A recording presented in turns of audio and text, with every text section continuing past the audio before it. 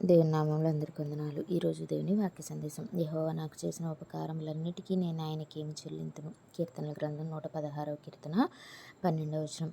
నిజమే కదండి. దేవుడు మన జీవితంలో చేసిన అనేకమైన మేలులను బట్టి ఏమిచ్చి ఆయన రుణం తీర్చుకోలేం. మనకేం మేలు జరిగింది అని అనుకుంటున్నారేమో. మనం ఇంకా సజీవ లెక్కలో క్షేమంగా ఆరోగ్యంగా ఉన్నామంటే అది కేవలం మనకి దేవుడు అనుగ్రహించిన ఉచితమైన కృప మాత్రమే. మనకి ప్రతి క్షణం ఆయుష్ను పొడిగిస్తూ వస్తున్న దేవునికి ఏమిచ్చి రుణం తీర్చగలమండి. బ్రతికుంటే చాలా మనకి ఆరోగ్యము ఐశ్వర్యము అవసరం లేదా అని మీరు అనుకోవచ్చు. కావాలి. అయితే వాటిని కూడా అనుగ్రహించేది ఆ దేవుడు మాత్రమే.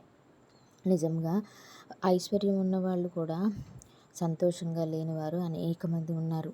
కానీ దేవుడు ఇచ్చినటువంటి లేకపోతే దేవుని కోసం మనం చూస్తున్నప్పుడు పొందగలిగేటువంటి సంతోషము సమాధానము మనకి ఎంత ఆస్తి ఉన్నా కూడా పొందుకోలేము.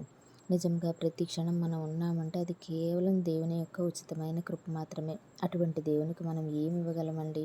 మనం సంపాదించిందంతా దేవుడు మనకి ఇచ్చిందే. మన ఉద్యోగం కానివ్వండి, మన ఆరోగ్యం కానివ్వండి, మన ఐశ్వర్యం కానివ్వండి, ఏదైనా సరే మన జీవితంలో మనం పొందుకున్నది ఏదైనా అది దేవుడు ఇస్తేనే మనం పొందుకున్నాం. మన తెలివితేటలు కాదు, లేకపోతే మన కష్టం కాదు. ఎందుకంటే యెహోవా ఆశీర్వాదం ఐశ్వర్యం ఇచ్చును, నరుల కష్టం చేత ఆ ఆశీర్వాదం ఎక్కువ కాదు అని వాక్యం సెలవిస్తుంది. అంతేకాక మనం ఎంత ప్రయాసపడినా దేవుడు ఆశీర్వదించకపోతే మన జీవితంలో ఏది జరగదు. యెహోవా ఇల్లు కట్టించిన ఎడల కట్టువాని శ్రమ వృధా అని వాక్యం సెలవిస్తుంది కదా.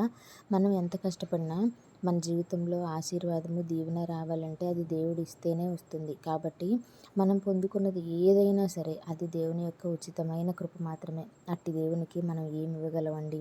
విరిగి నలిగిన మన హృదయాన్ని అర్పించి రోజులో కొద్దిసేపు ఆయనతో మనం గడపడం తప్ప, మన సమయాన్ని మన హృదయాన్ని తప్ప దేవుడు మరి ఇంకేమి మన నుంచి కోరుకోవడం లేదు. ఎందుకంటే అన్నీ ఆయన ఇచ్చినవే. ఆయన ఇవ్వంది మన దగ్గర ఏదీ లేదు. అట్టి దేవునికి మనస్ఫూర్తిగా కృతజ్ఞతాస్తుతులు చెల్లించాలని కోరుకుంటూ వందనాలు.